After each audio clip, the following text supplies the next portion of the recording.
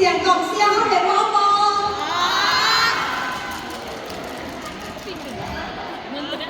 มึงคือกันกรรมการเราได้หรือเปล่า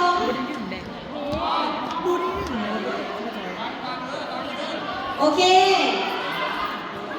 ทั้งสองทีมพร้อมแล้วสั้นพวกเขานำ1 ให้ 3เป็นเริ่มเลยเนาะ1 2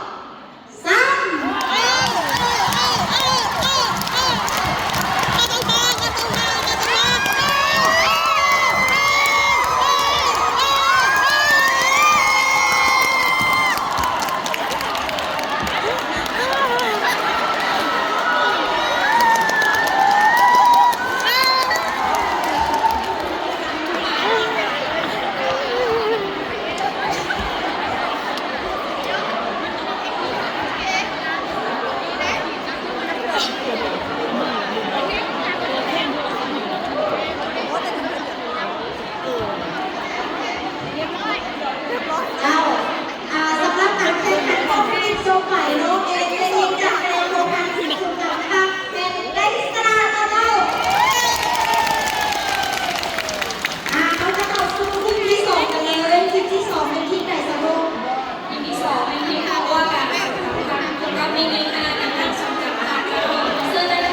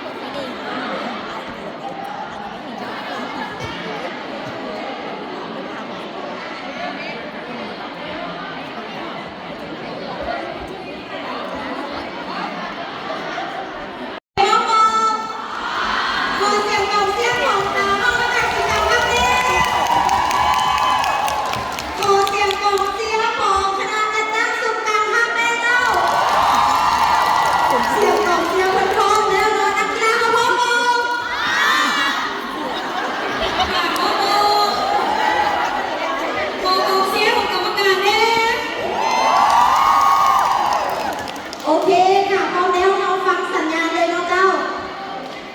1 2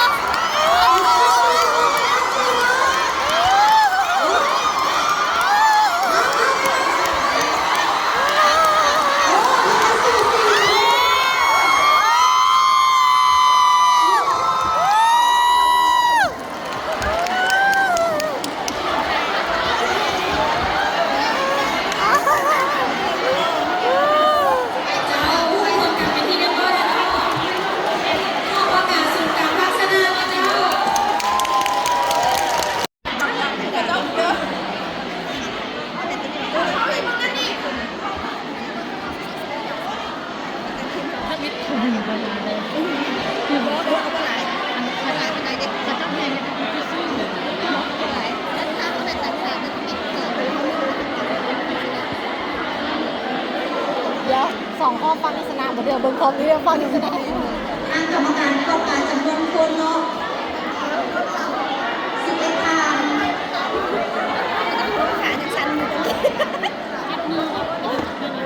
คือไงเจ๊บอกฟังเสียงของกองเชียร์คณะโฆษณาว่าพูดมาแต่เจ้าหันหลายคนเนาะเสียง แต่ละเสียละเขารู้เลย อยากฟังเสียงของสถาบันเศรษฐกิจจากโอลิมนักกีฬาทั้งสองฝ่ายพร้อมมอง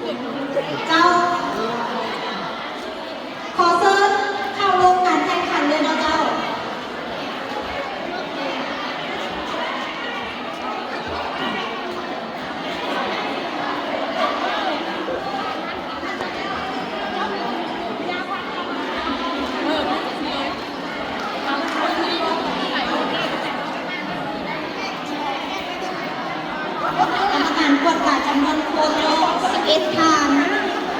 พร้อมมา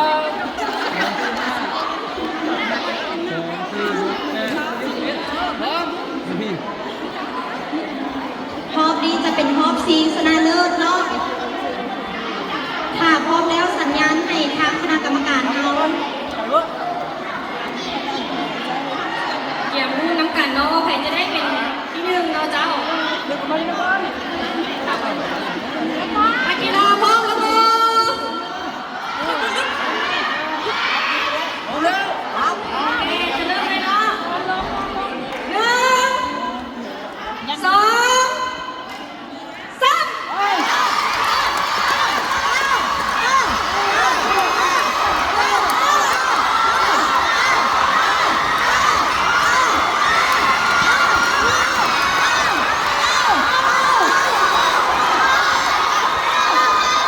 สูสีดีเนาะด้วยกันสู้กัน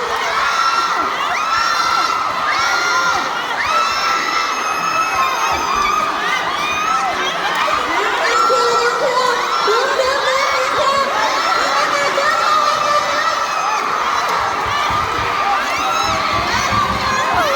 กองเชียร์กองเชียร์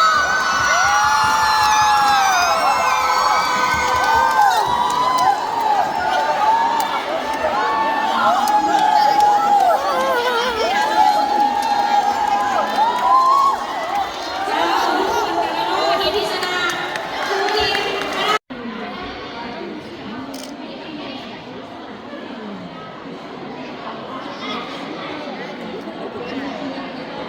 กรรมการพร้อมบ่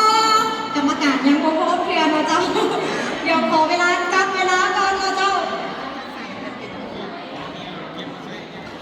แต่ละพักส่วนพร้อมแล้วเราจะมาเริ่มการแข่งขันกันเลย1 2 3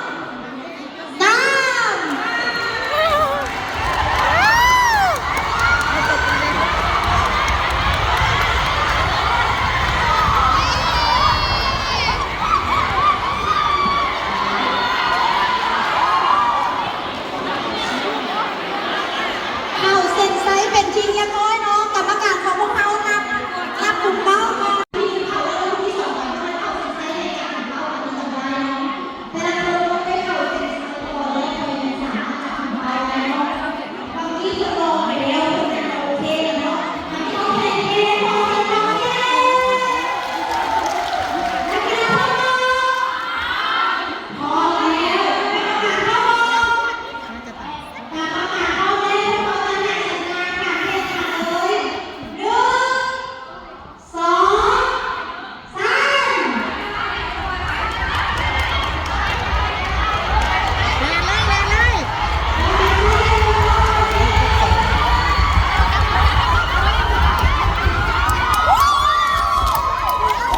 2 คณะจะตามด้วยไหน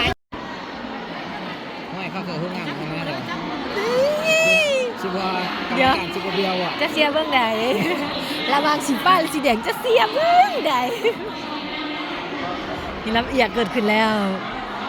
เป็นอะไรคะกรรมการเอาพ่อโมทำเวลาพ่อโม พามมือจับหมูพาม ขอเสียงหน่อยน้องเลยนักกีฬาพร้อมแล้วเอาเริ่มกันเลย จับเอาเป็นลูกจับบอกกับเจ้าท่านบ่ได้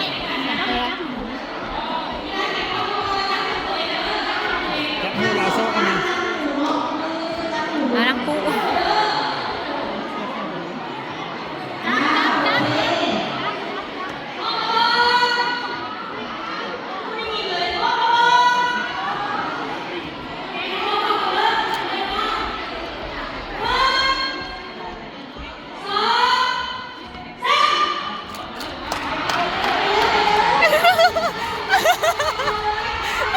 คุณยังซ่าเนี่ย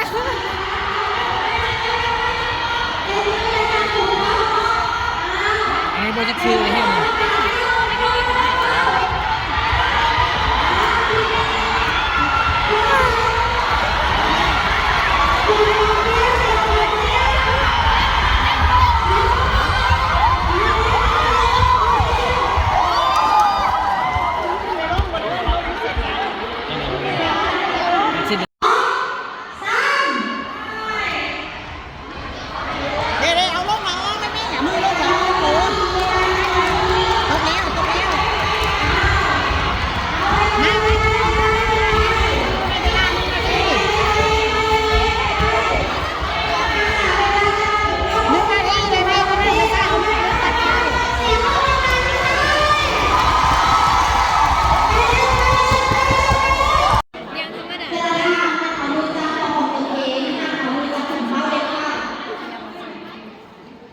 คอยย่างเวลาเหลือเฟือ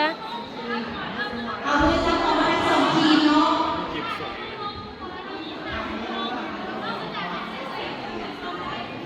โอเค